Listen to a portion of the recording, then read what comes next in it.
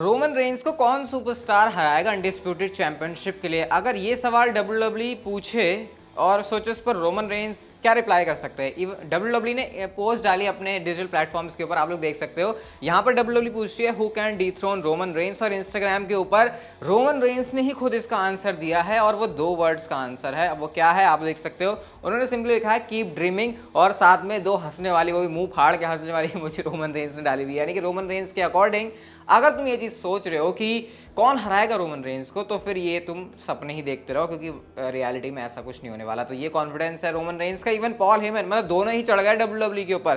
Paul Heyman ने Twitter के ऊपर इसका रिप्लाई किया और लिखा dear WWE no one, bracket में लिखा है डिस और फिर लिखा है respectfully Paul Heyman, hashtag special counsel to Roman Reigns acknowledge your tribal chief. यानी कि रोमन रेंस खुद भी और पॉल हेमन दोनों कह रहे हैं ये सच नहीं है और ना ऐसा हो सकता है, कोई नहीं हरा सकता रोमन रेंस को। तो वैसे हर एक चीज़ का एंड तो किसी दिन आता है, बट फिलहाल रोमन रेंस को दूर दूर तक देख के तो समझ आ नहीं रहा कि वो एंड सच में आएगा भी या फिर नहीं भी। बाकी अगर आपको कोई प्रेडिक्शन करनी है, अर्ली प्रेडिक्शन, ताकि फ्यूचर में अगर वो हो तो फिर आप बताओ मुझे कि इधर ही उस वाली वीडियो में मैंने कमेंट किया था, ये तो बता सकते हो आप लोग मुझे कमेंट सेक्शन में। लेकिन Roman Reigns and Paul Heyman सोच रहे हैं ये कहाँ की सोच रहे हो, तो मेरे सब सपना है। अब एक स्टैट आता है रेसलिंग वर्ल्ड सीसी की तरफ से, और उन्होंने बताया कि 811 दिन हो चुके हैं पेज को अपनी डब्ल्यूडब्ल्यूई में आखिरी अपीयरेंस करते हुए, जो कि अपने आप में एक बहुत बड़ा नंबर है, क्योंकि पेज का आपको पता है काफ़ी तगड़ी फैन फॉलोइंग है।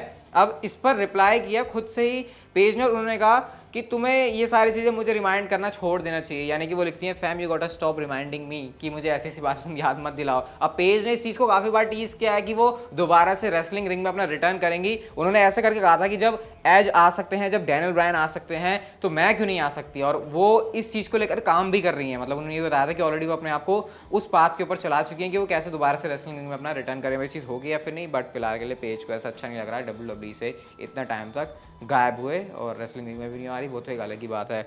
बात करते हैं ब्रे वाइट द फील्ड के बारे में। तो अभी रिसेंटली उनके बारे में आपको पता बहुत सारे रूमर्स आ रहे हैं कि वो आ सकते हैं ऐसे वैसे। एक्सपेक्टेशन तो वैसे हेल इन सेल के अंदर थी, लेकिन वहां पर वो चीज़ हमको नहीं देखने को मिली। अब क्या इंटरनल डब्ल्यूडब्ल्यूई के लोग सोचते हैं ब्रे वाइट के बारे में, वो जान के आप लोग शॉक हो जाओगे। काफी सारे लोग डब्ल्यूडब्ल्यूई के अंदर ऐसे हैं जो कि ये सोचते हैं ब्रे वाइट ने डब्ल्यूडब्ल्यूई को गुड देने की बजाय हार्म ज्यादा किया है। अब गुड के बारे में तो हमको पता ही कि उनकी स्टोरी लाइन सबसे यूनिक रहती थी। इवन अगर हम बिजनेस पर्सपेक्टिव से देखें तो मर्चेंडाइज की उनकी जो सेल है वो बिल्कुल ही छप्पड़ फाड़ निकल गई थी। सारे के सारे जो बंदे थे आसपास के उनसे वो बहुत ही ऊपर जा रहे थे, फिर चाहे डब्ल्यूडब्ल्यूई के अंदर वो कितना ही बड़ा स्टार क्यों ना हो। लेकिन अब ये बात कैसे आती है कि उन्होंने हार्म भी किया डब्ल्यूडब्ल्यूई के अंदर। यहाँ पे चीजें निकल के आती हैं जो सिचुएशन सेथ रॉलिंस के साथ बनी, जैसे उनको काफी ज्यादा हेट मिलना शुरू हुआ, जो स्टोरी लाइन की वजह से काफी सारे फैंस को वो चीज पसंद नहीं आ रही थी। इवन अगर हम लोग रैंडी ऑर्टन का सिनेरियो भी देखें तो कई मौकों पर ऐसे भी लगता था कि स्टोरी लाइन बकवास होने की वजह से हमको ये लगता था कि ये जो फील्ड ब्रे वाइट है इसने सारी चुल कर दी है, जबकि एक्चुअल में वही वो अंदर के लोग हैं जिन्होंने खुद से ऐसी स्टोरी लाइन लिखी और उसके बाद जब वो टेलीविजन के ऊपर एग्जीक्यूट नहीं हुई सही से, फैंस को पसंद नहीं आया, तो उनके हिसाब से ब्रे वाइट ही है जिसने ये हार्म किया हुआ है।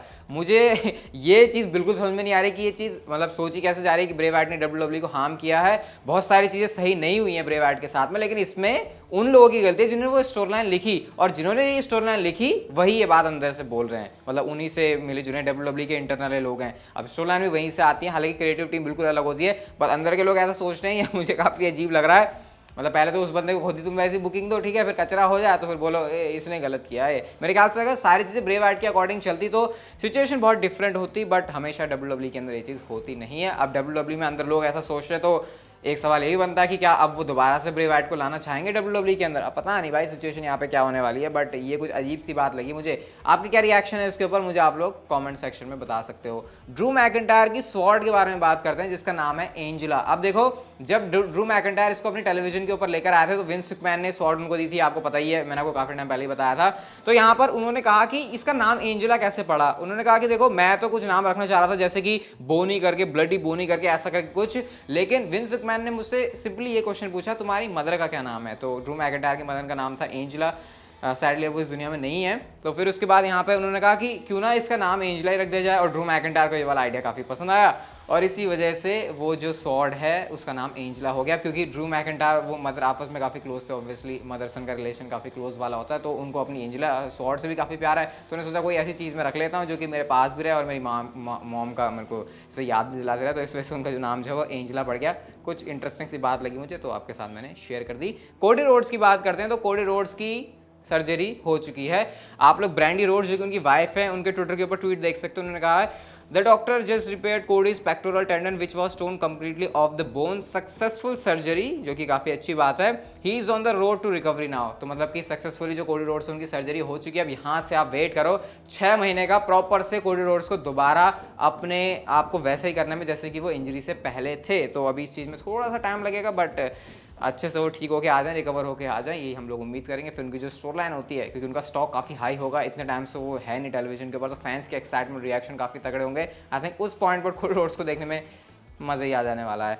सेथ रॉलिंस और आस्का के साथ एक स्कैम हो गया भाई, मैं स्कैम हो गया इन द सेंस ऐसे स्लैंग में बोल रहा हूँ, क्या पोपट हो गया उनका। एडवर्टाइजमेंट में आप लोग देख सकते हो यहाँ पर आस्का को लिखा हुआ है अशूले, पता नहीं क्या प्रोनाउंस करूं मैं, ऐसे मुझे नहीं पता, और सेथ फ्रिकिन रॉलिंस को लिख दिया सेथ फ्रैंकलिन रॉलिंस। तो ये काफ़ी एक इंटरेस्टिंग चीज़ आई जो कि सोशल मीडिया के ऊपर चल रही थी कि ये WWE ने, आई थिंक WWE ने नहीं किया है, WWE का जो इवेंट होने वाला है उस एरेना की वेबसाइट ने गलती करी थी। तो सेथ रॉलिंस इस चीज़ को अलग ही लेवल पर ले गए। अब कैसे ले गए, आप लोग ट्विटर अकाउंट के ऊपर सेथ रॉलिंस का नेम देख सकते हो, उन्होंने सेथ फ्रिकिन रॉलिंस से एक्चुअल में इसको फ्रैंकलिन रॉलिंस ही चेंज कर दिया। आप अभी मैं देख रहा था कमेंट में कि किसी ने तो लिखा था कि यार वो सेथ रॉलिंस ने नाम फ्रिकिन से फ्रैंकलिन क्यों कर दिया। तो भाई इसके पीछे रीजन ये है कि वो जो ट्रोल है अपने आप पे जो ट्रोल है उसी ट्रोल को वो अलग लेवल के ऊपर लेकर जा रहे हैं, इसी वजह से उन्होंने यहाँ पर जो नाम है उसको कर दिया फ्रैंकलिन रॉलिंस। तो ये अलग अलग चीज़ें भाई चलती रहती है सोशल मीडिया के ऊपर, और सेथ रॉलिंस को किसी चीज़ से मजे लेना भरपूर तरीके से आता है, और यहाँ पर उन्होंने वही चीज़ करी है। कल के स्मैकडाउन के एपिसोड की बात करते हैं तो भैया कल स्मैकडाउन में काफी इंटरेस्टिंग चीज होने वाली है। एक चीज तो WWE ने पहले से एडवर्टाइज करी थी, रिकोशे और गुंथर का मैच जो कि इंटरकॉन्टिनेंटल चैंपियनशिप के लिए होगा, लेकिन WWE ने मनी इन द बैंक के लिए क्वालिफाइंग मैचेस भी अनाउंस कर दिए हैं।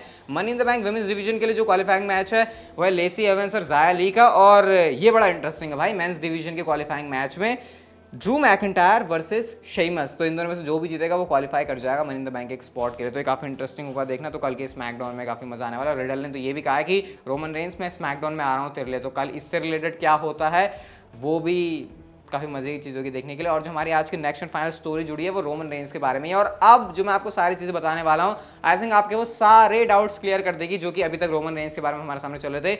डाउट्स ऑब्वियसली इसलिए भी आपका क्रिएट होना काफ़ी बनता है क्योंकि इतनी ज़्यादा रिपोर्ट्स चेंज हुई हैं रोमन रेंस के आने वाले 2-3 महीने के स्टेटस को लेकर, क्योंकि ऑब्वियसली डर्ट शीट से जो मैंने देखा वो मैंने आपको बताया, उसके बाद वही चीज़ चेंज होकर दोबारा से आती है, तो मैं भी कंफ्यूज, आप भी कंफ्यूज। अब मैं कह सकता हूँ कुछ एक क्लियर चीज़ पता लगी कि रोमन रेंस के बारे में है क्या। तो अब यहाँ से मैं आपको बताना शुरू करता हूँ। देखो, रोमन रेंस WWE के money in the bank pay per view में compete नहीं करने वाले, WWE ने उनको प्रीमियम लाइव इवेंट से उड़ा दिया है, ठीक है। अब सीन क्या है, रोमन रेंस का जो अगला टाइटल डिफेंस है वो होगा सीधा समर स्लैम में, और करंटली WWE रोमन रेंस और रैंडी ऑर्टन का मैच प्लान कर रही है।